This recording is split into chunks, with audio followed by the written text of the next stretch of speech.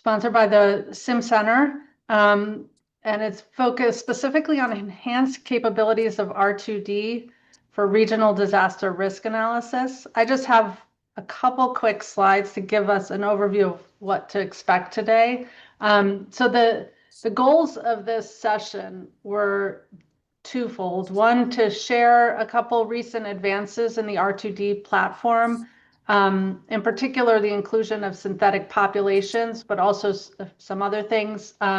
These are enhancements that came directly from input that we received over the last year or two from members of the professional community. So they were things that were asked for and that were then implemented, and we think, are really valuable. And so we appreciate the input and wanted to make sure people know that all that input didn't go into the void. It actually was implemented. So the agenda is very brief. Adam Jarnosai from Sim Center is going to be making a short presentation, 10 or 15 minutes, to share some of these recent advances. So this isn't really a training session or anything. He's just going to give us an overview of what has been implemented. And then we've invited a few panelists who are working in this area. We gave them a little bit of a preview so they had a chance to think about it. So we'll give them a chance to just comment on it. They're not making separate presentations, but they'll just be sharing some of their feedback and thoughts. And we've left a lot of time for general discussion. So we hope people will talk about this to hit the second goal, which is to just offer a chance to discuss how these new capabilities can be used to advance the field. So our panelists are Elena Sutley from the University of Kansas, Alija Najat from Texas Tech, Nathaniel Rosenheim from Texas A&M, Shanja Dong from University of Delaware, and Sarah Hamadeh from Stony Brook. So I really appreciate you all taking time to do this. Matt said some of this before, but as I said, we really want this to be a discussion. So as many people to participate as can. There's lots of ways to do that. You can use the Q&A button that's at the bottom of your screen and enter questions as people are speaking, and then other attendees can upvote those questions. You can do it anonymously if you prefer. You can also put comments in the chat if you want. And then after the panelists speak, everybody can unmute and we can have a general conversation. So with that though, before we jump into it, I wanted to it's not an enormous group. So I think we have an opportunity to do this. If we could just ask everybody kind of to add in the chat just a note about what you're doing relating to households, or where your work is related to modeling disasters and or how it's related to households. That will just give us all an idea of kind of who's in the room and help us think about how the conversation's going to go. So don't be shy. And if everyone, let's see, I think we can do it in the chat. So are you doing any work related to households and or modeling disaster risk? Just a few words, you can just share kind of what you're doing.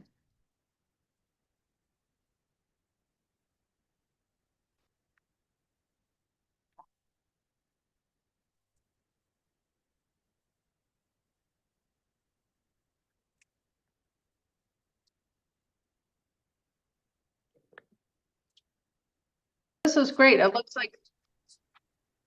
like we have a lot of folks doing related kind of work. So hopefully, feel free to connect with each other afterwards as well.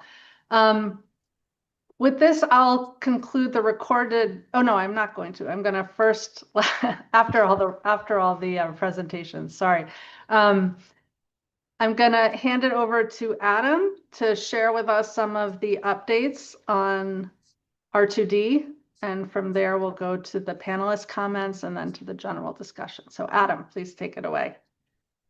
Thank you. Thank you, Rachel. And thank you, all of our panelists who came. I really appreciate all of you and all of the other participants who came. I think this is also wonderful. It's great to see that we have so many people who are interested in this, and we really want to hear from all of you. So I encourage everyone to share what they are doing in the chat.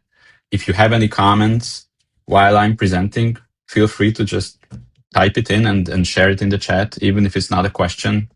And then we hope we have a very engaging and interesting discussion afterward. My presentation is going to be short.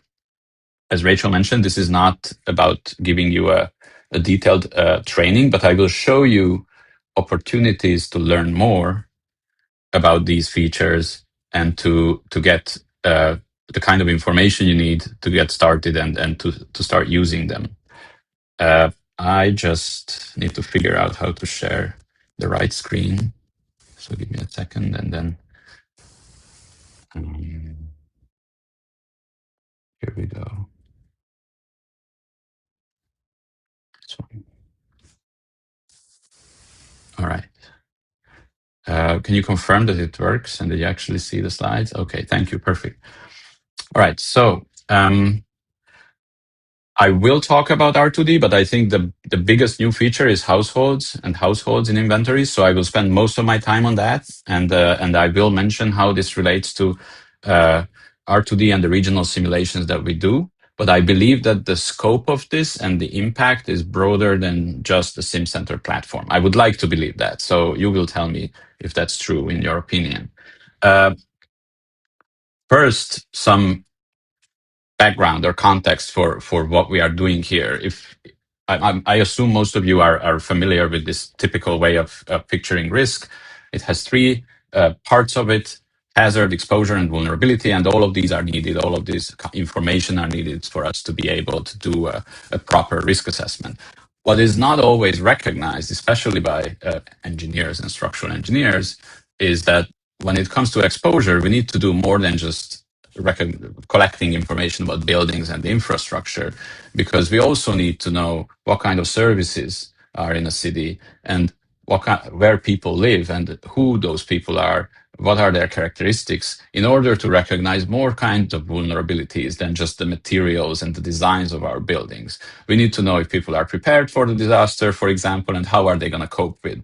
Do they have the capacity to cope with it? These are just simple examples, right? If we don't know where the people are and who the people are, it's very difficult to ask those questions and to answer them with any kind of simulation or any kind of study. So what we were after with the SimCenter, and we've been saying this for a while, but this is the first time we are actually able to show something that helps it, is to include households and include the people in all simulations.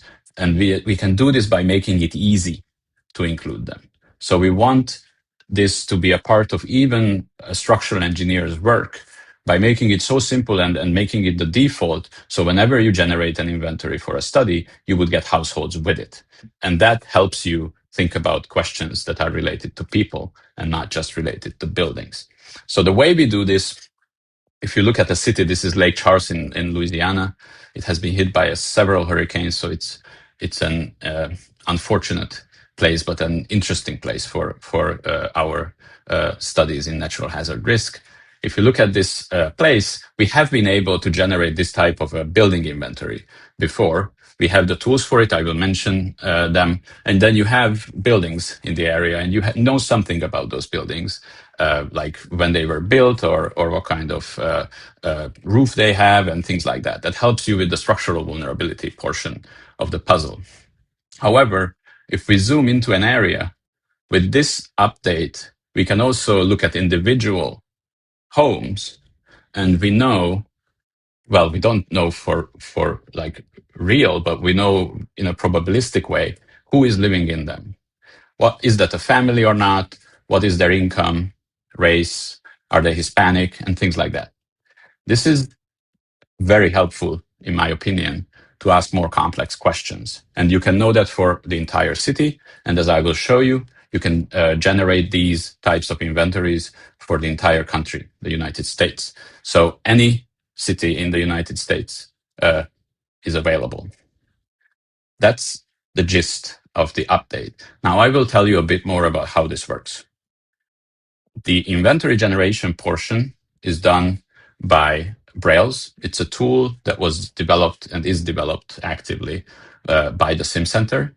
This tool aims to bring together different data sources and combine them and then enhance them to generate high resolution building inventories and asset inventories. So not only buildings, you can see that we are also interested in transportation infrastructure, power infrastructure, and others that have some kind of data available publicly that can help us generate them. It also has a computer vision portion that can be used to process images and then get more information about buildings, and statistical methods that help you fill the gaps and extend these inventories, because not every feature of every building is typically available online. So this tool has been fairly successful in the past, and it has been used to generate inventories and do the typical kind of structural engineering research that I mentioned earlier.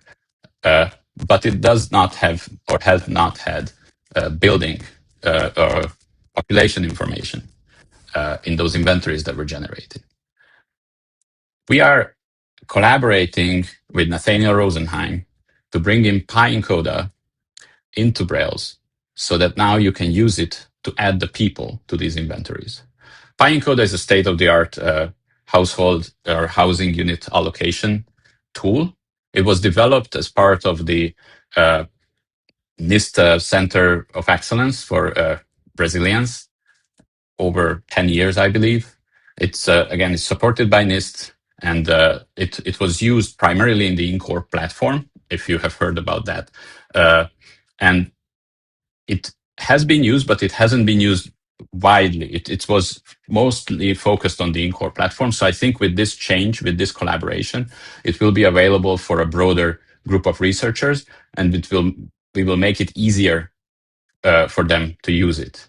It is already on GitHub. You can see a screenshot here. So if you wanted to use it before, you could, but you would need to be able to clone the repository and then run some Python code, which is a bit more complicated than what we hope this new feature will feel like after using Brails. If you are not familiar with PyEncoda, a quick overview of what it does is, first, it uses US Census data, and it builds the population from the bottom up. So it looks at each census block in an area, looks at what the statistics are for the population there, and then probabilistically generates a housing unit inventory for that census block. Then it looks at what buildings you have in your inventory for that census block and creates address points. So bigger buildings have more address points because they might be multifamily buildings, and single family homes that have fewer address points. And you have control over how many and how this is done. And then the key is allocating the housing units with the households. So you get to put the housing units into the address points, and that way they are put into the buildings. This is done probabilistically, so you can run this with different random seeds, and that way you can bring in the uncertainty and quantify the uncertainty in this process in your study if that's what you want. So these are the three key steps. This is how it works. And I also have a list of the characteristics that it provides about the households. So you can look at it and you can decide if this is already enough for the kind of study that you are interested in. And if you need more characteristics, then I encourage you to bring it up in the discussion, and we can see what Nathaniel thinks about the feasibility of including any of those. And very important about PyEncoda is that this is not something new. This is not something that Nathaniel developed in the last year or so. There has been a number of studies in the past that used this, and these are published peer-reviewed papers. I only included 4 here, but there's many more. As part of the NIST Center of Excellence, these studies look at different hazards. You can see that there's a one here that looks at a tornado in Joplin.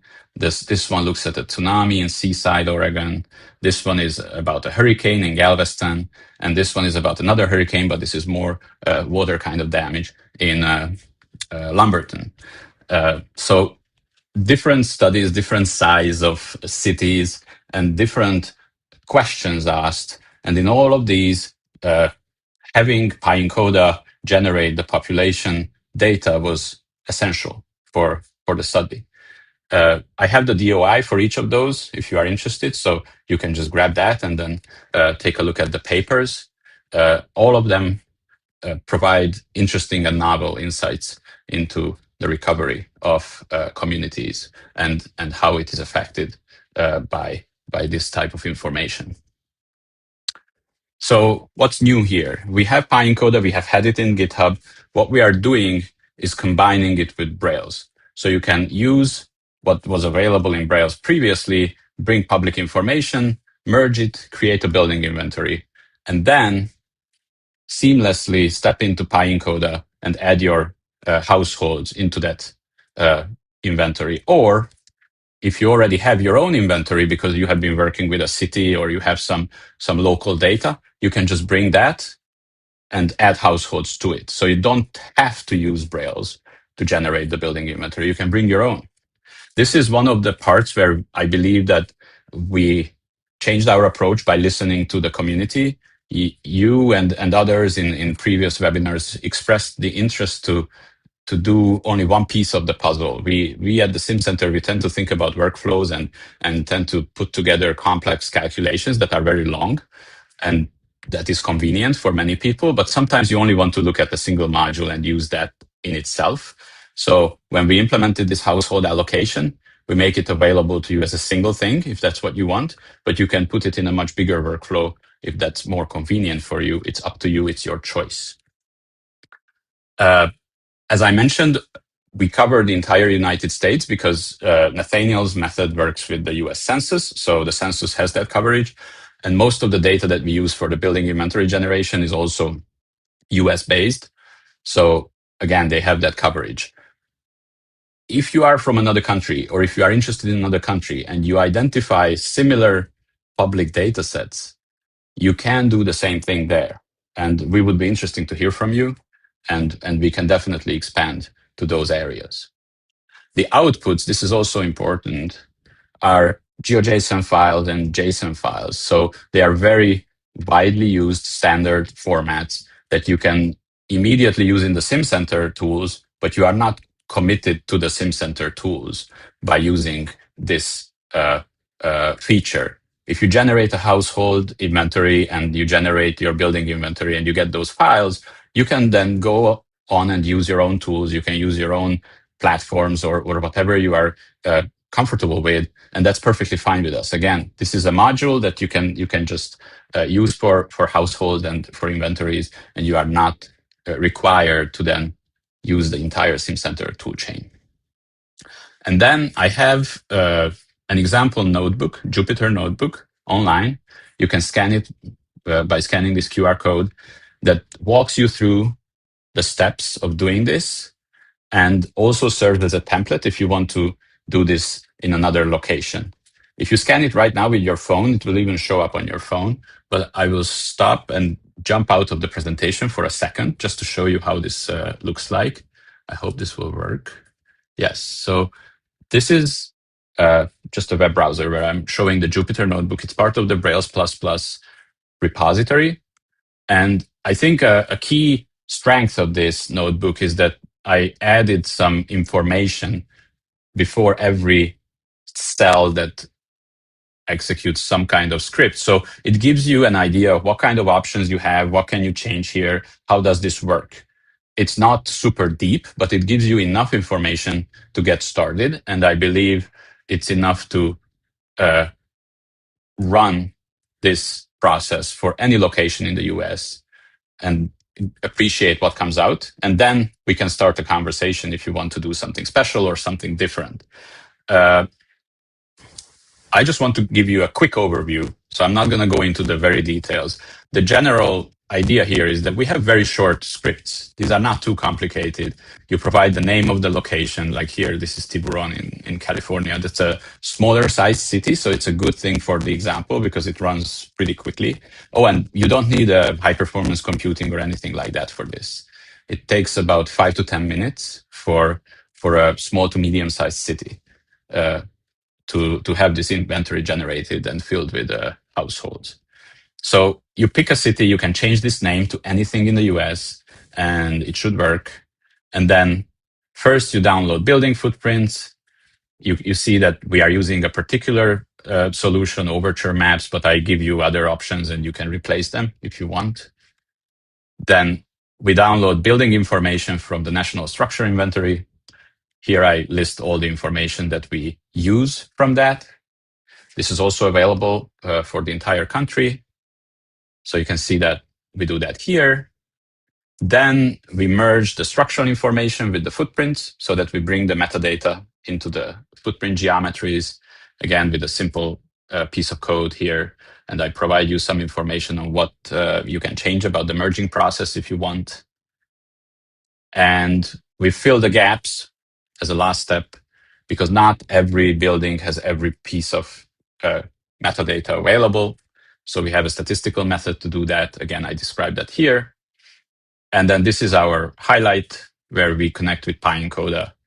And here are some settings you have to run that housing allocation.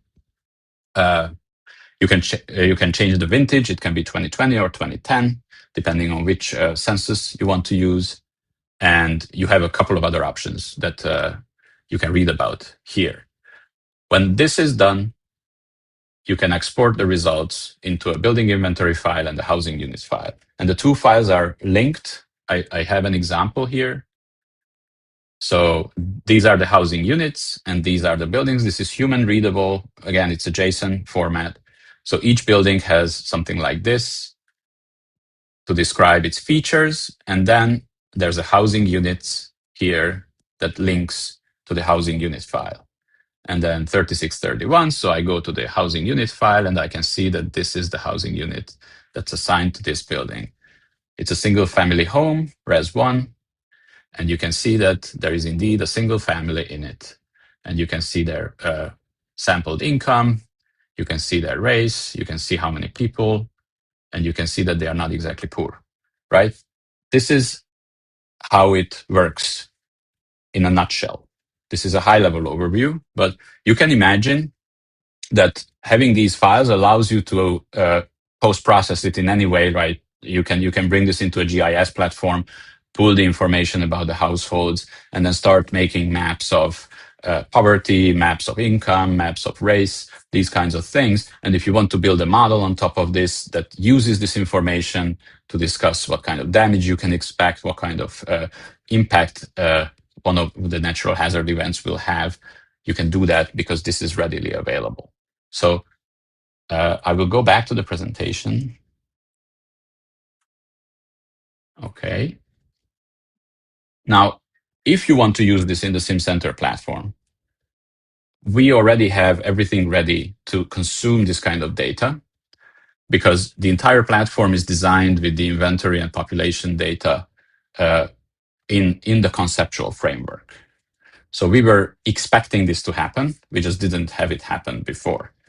And what we did, we had this conceptual design, and then we implemented that in a backend, which is a simulation platform prepared in C++ and Python. And we also have a front end, which is something I want to highlight here because it makes it much more convenient to run these simulations. And this is also something we learned from you, that some of you wanted more of a streamlined analysis when it comes to damage and loss assessments so that you can quickly run these simulations, say in an educational setting with students, and then start asking questions. How does the answers change if I change, let's say, the population details or the building details, let's say by checking what happens if I retrofit buildings? You can do that with R2D or other software that we have. And we have a number of different tools all of these are different ways, different desktop applications to look at and use our simulation workflows. So they use the same engine to do the calculations, but for different use cases, we have different tools. What I will highlight here is R2D, our regional resilience tool that is designed to run an entire workflow from the hazard definition all the way to recovery. Again, this is not a tool training. I'm not going to go into the very details. Just wanted to let you know that this tool exists, and we made several changes to make it more seamless to run these simulations. One of them includes making these hazard events, again, more modular. So if you are interested in simulating an earthquake or simulating a hurricane, now you can do that without running the entire workflow. So you can simulate a hurricane and get wind speeds and then take them and run away with them and do whatever you do in another tool with those. We are not only focused on buildings, we support other kinds of infrastructure. And for those who are more into structural engineering, there are different ways to describe the structural response and the damage. And we support different modeling options there. One thing I would like to highlight about R2D is that it also connects to the recovery simulation part of the workflow by bringing in PyRecodes. PyRecodes is a new framework for recovery simulation. I believe Nicola is here. It is designed and developed by Nikola Blagojevich, who is a postdoc now at Stanford. He used to be at ETH Zurich. And it is a generic platform that allows you to bring together different models, different approaches to simulate the restoration of the built environment and the communities after a disaster. And now PyRecodes is integrated in R2D, so we can do water network and traffic simulation and building restoration simulation within that platform. And one thing that I'm excited about is to use these household data in a socioeconomic household dislocation simulation and integrate that into PyRecodes. That's coming in the future, but it is enabled by this big step that we take by having households in our inventories. So my last slide is about future and plans that we have, just to spark your imagination of what is coming in the next couple of months. First, I will add households to all of the SimCenter regional scale examples and testbeds. R2D has more than a dozen examples that are regional studies. All of them will have households baked in, again, to encourage everyone to think about this type of data and to ask the corresponding questions. Testbeds, we have only a few, but those are bigger scale problems. Again, they will have households included in them. We will have inventory generation available with a user interface in R2D to make it even easier to run these things for those who are not comfortable with running Jupyter notebooks or Python scripts. And then, as I mentioned, I plan to integrate a model to seed this in PyRecodes from Elena Sutley and Sarah Hamida, who are here with us. They have a household dislocation model that is, again, quite mature. It has been used in several studies, and it is appreciated by the community. So I believe that's a good place to start. But I emphasize that it's a start, right? We have that model, and then I hope that others will also come, and others will also be integrated so that we can have a rich environment where we can ask many kinds of questions that can be answered by different models. When it comes to Brails and PyEncoda and the housing unit allocation, we can do further improvements and extensions there. This is not a static thing. So if you try it and you see that something doesn't work, or some parts of the US are not covered properly, or any other kind of comment you have, they are very welcome, because it helps me to fix things in Brails, and it helps Nathaniel to know if there is something in PyEncoda that could be improved or adjusted. PyEncoda also does student and business information. It allocates students and businesses. These are newer features. We have not integrated them yet, but if you are interested, let us know. And that also helps us prioritize this appropriately. And then finally, there are other tools, not just PyEncoda, that could do that could work with households and that could allocate households to inventories. Shanja Dong here in the panel is one of the people who are working on a different approach, and we welcome those as well. Rails is not exclusive to PyEncoda. We can do we can collaborate with others, and we are eager to. So if any of you are also interested in developing a different tool, let us know, and we are happy to support you and integrate your solution. Okay, with that, I thank you very much for the opportunity to introduce this to all of you. And I encourage you to check out our website and to sign up for our office hours, where you can talk to me or talk to Matt Shuttler, who's also here, or Frank McKenna, and ask us questions, let us know what you think about the tools, and just get engaged and get started with using this platform. Thank you. Thank you so much, Adam. That was wonderful. There was a lot there, so they've been busy.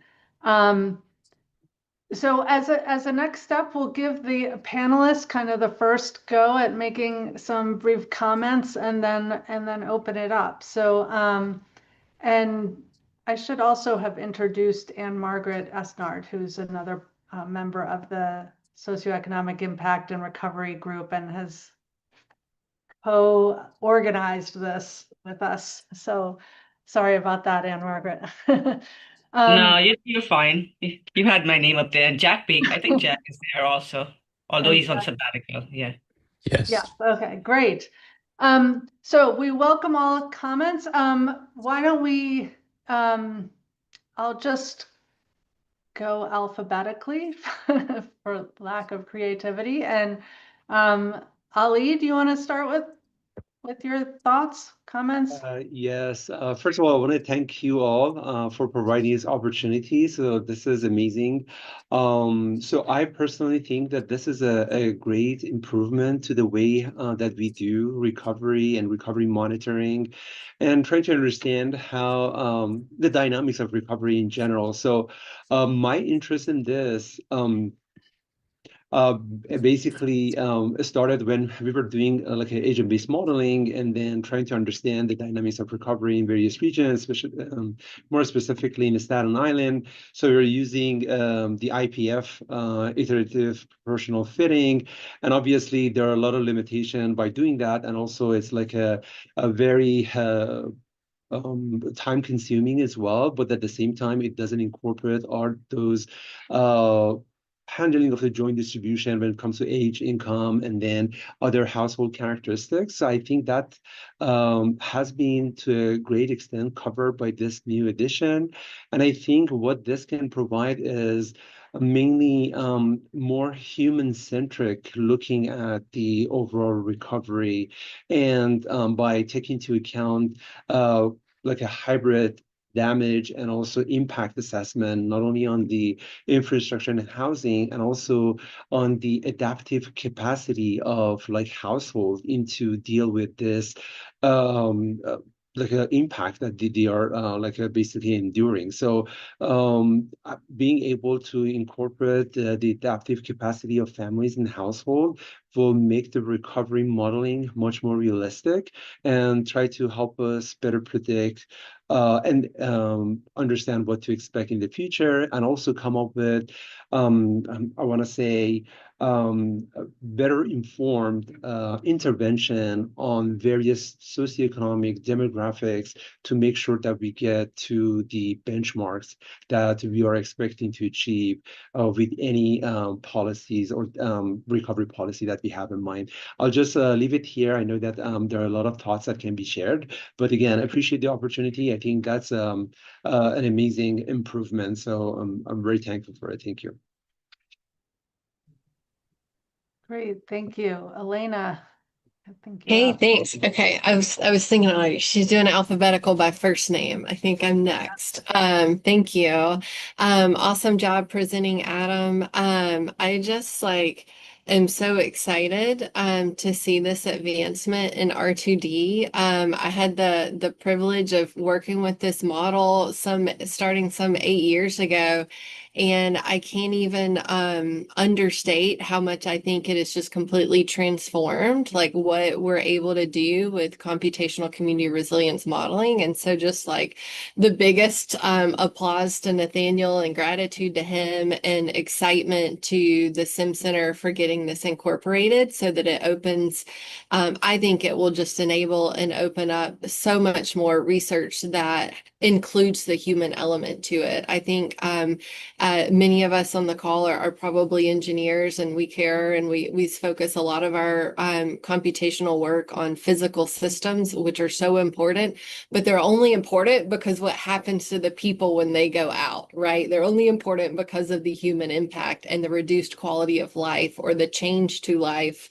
And so the fact that now we've got people in this modeling framework and the wide user base of the Sim Center, I just think that that is going to really help set so much more of our community's body of work to include people in it too. So I just can't understate how exciting that is to me, and how much I'm really looking forward to seeing the way that everyone on this call today starts incorporating people in new ways or continuing to advance the ways they're already including people in their work. I've been able to use it with Ram Mazumdar, who I saw is on the call today, and some of his work that used the student allocation to estimate student homelessness. I think there's so many continued unanswered research questions looking at houselessness or homelessness of different population groups. And so I could see people using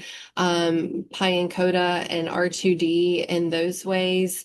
And I think the fact that R2D and the Sim Center already has the physical, like the transportation system, some of the other infrastructure systems, being able to model the influence of when population is displaced or the differential impacts of different population groups when infrastructure goes out. I think there's so many ways to analyze that. And so just integrating the population data with the infrastructure modeling, accessibility, I think those are great ways that I could see people using this. And I think, I don't know, Adam, Rachel, and Margaret, Jack, everybody, I census data has mortgage in it. And so that could be like another variable to bring in, whether the household has a mortgage, it can make a really big impact on how households are able to then access their insurance to then pay contractors, as there becomes a middle step. A lot of times that can delay the recovery process. And so just to say, I could see that being a thing that someone focuses their time and attention on. And I just love to, Adam, you said it today, you emphasized it on the prep call that we had, but that this is not real data. So no one need to be too concerned about the security. It's not real data, but it is realistic data, right, at the household level.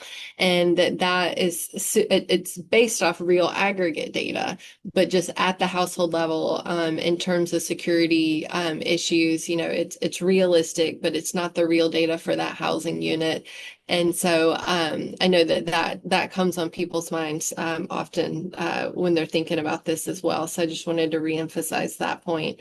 I'll pause here and just again express my excitement and gratitude for including this into the R2D framework.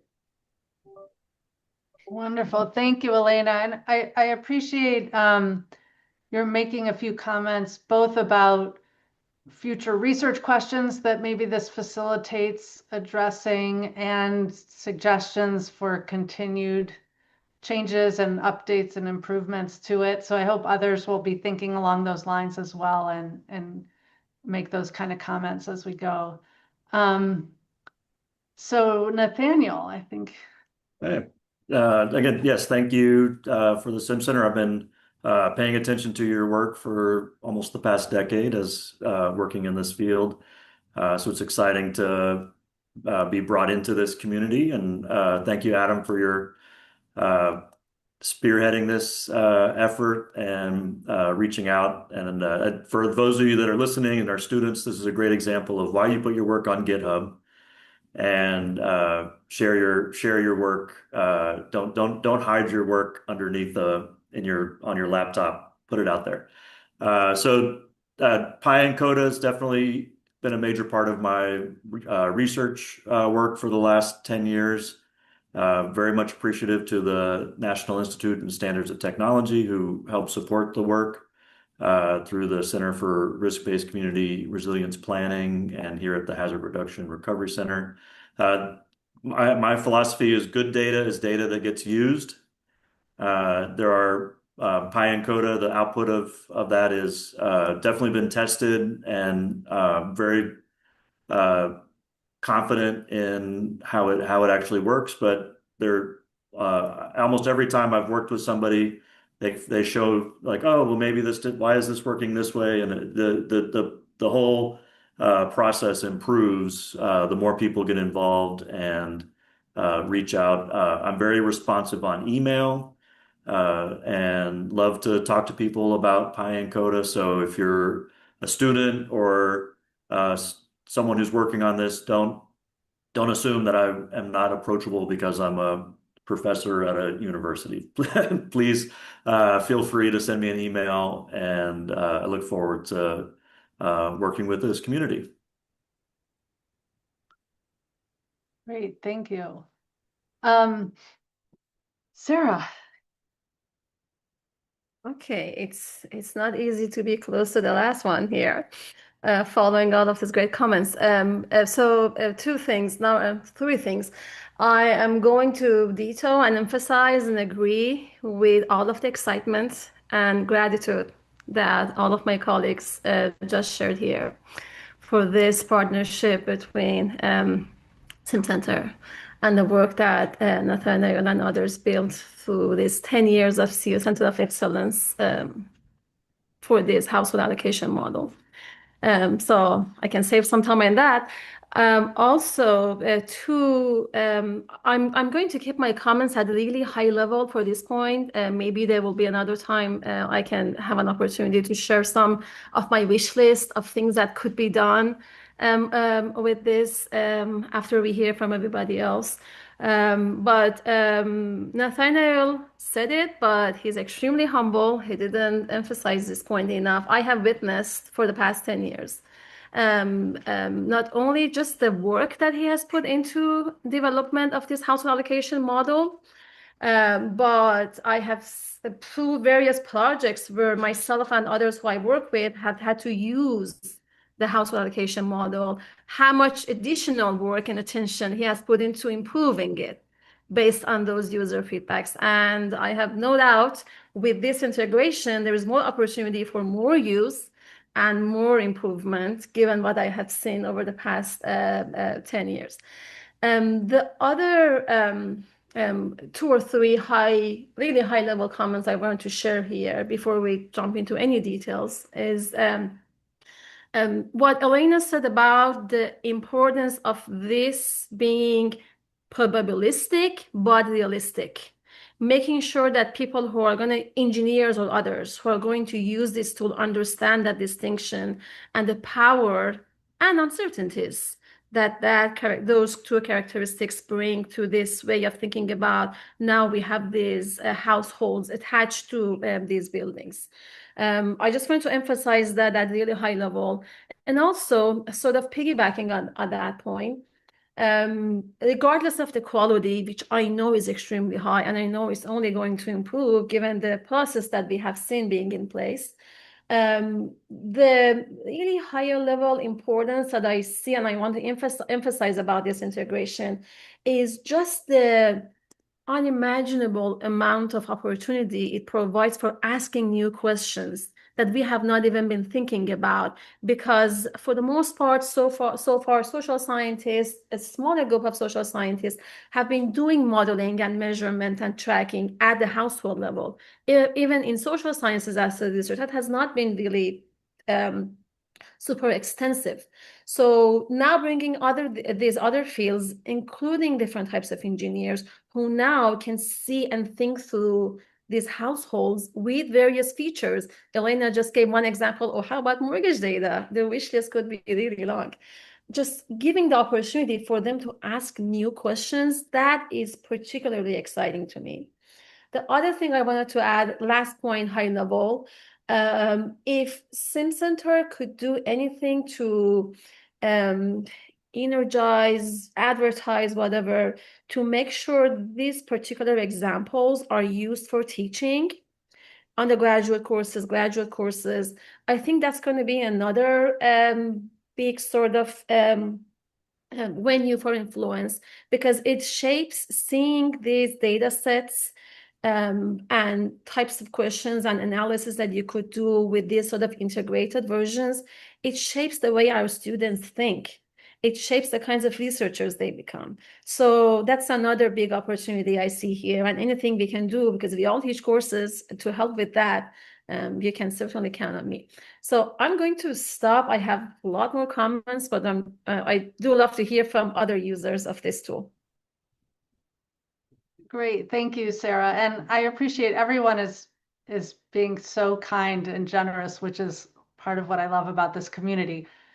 And we also encourage you to share your ideas about things that can be improved, or that or some of those ideas that you alluded to about things that could be, new questions that could be answered. I'll give just one example before we jump to Shanja, because I'm have the floor. So in the Cheer Hub work, we've linked households with houses, and then that allows us to connect estimates of losses associated with the building inventory to decisions that the households are making, and decision models that are developed with social scientists and stuff. So I totally agree with you, Sarah, that I think this provides a connection between those two communities that could be transformative, really. And I agree with the idea of teaching this more. When you said that, it made me realize that I think I went through my whole education like thinking about disasters and stuff, and we didn't really have to think about people at all, because it was about how the infrastructure was affected. But anyway, we have one more panelist, Shanja Dong. I'll let you add your comments. Okay, it's hard to be the last one because I feel like everyone said all the good things and comments about it, and then based on last name, I should be the first. So okay, I'll try to do my best. I think I agree with all of the comments. It's very exhaustive already. I think from my perspective view, based on my research, I think this is a huge leap from like population-based study that we used to do to people-based. Like we used to know which population is impacted. Now, if you down to the building level, we know who is impacted, right? And in the probabilistic sort of domain. And then another fact that this is a nationwide inventory makes it very helpful, because previously when we have the disaster study, it's more of a location specific or event specific, but now like you can really simulate with one set of events how different region, cross region, different times that the impact will look like. So I think that's really the strength of this data set, and the fact that you can just type in a location, it'll generate in a reasonable time. I don't know what's the sort of the size of the location you input in there, but I think this is very powerful. One thing I do want to sort of mention and echo sort of what Elena and Sarah and them all said on the probabilistic front, but more on cautioning the user side of this data set is because it's probabilistic. So we make sure it's like probabilistic, realistic. Not like if you generate your own town and then say, oh, that building lives in this kind of person, but I know that neighbor, it's not. So it's never going to be the same. And we don't want them to be exactly the same. So while I think as a researcher, we do study testing different things, generating multiple sets of synthetic population and then try out and then make sure the sort of our model and decision are probabilistically robust will be very important. And sort of talking about that, we are doing something similarly, but from a very different sort of perspective, that we trying to capture more of a heterogeneity in the population in terms of the diversity of population. So we set up a different synthetic population module than sort of going from the census based. They both have pros and cons, right? One is probably taking way more time, and one is like you can quickly get a nationwide inventory. Plus, this probabilistic side, I think there's probably more people will work on this. How do you allocate household to housing unit side? And in this case, there's multiple sort of probabilistic random seeds that you can generate and then generate multiple sets of this joint inventory. But then there's a lot of sort of spatial relationships also based on the household characteristics in terms of their income and jobs. They might more likely to reside in certain places than the others. So those are the things that we're also trying to advance. But certainly that will sort of requires a lot of computational effort than more of like nationwide inventory. So I think it's not just me working on this. There's many others probably who are also strengthening this type of housing and household relationships. I know multiple people are using LiDAR data and different modality of data to strengthen this type of inventory. So I think this certainly a very exciting opportunity, and then I look forward to sort of have our product be integrated in the SIM center, so everyone maybe can run a study with different type of inventory and see, you know, what would be the results. And I think that it's going to be great for the community to advance the understanding of disaster impact. So yeah, thank you very much, like Adam and SIM Center and Nathaniel.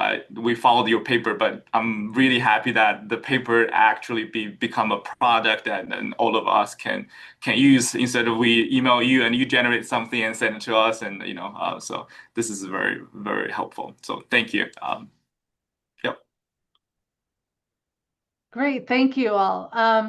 So we've left a lot of time for discussion, and you know, please, like I said, feel free to ask questions, to be critical, to dream about, you know, what you think would be helpful to you, or to share ideas of, you know, research that you think could grow out of this. Everyone should be able to unmute and share. I think before we start with that, though, I will just conclude the presentation portion of this webinar. So I want to thank SimCenter for hosting it, and thank our speaker and our panelists. And with that, we'll conclude the recorded portion and then move to the general discussion.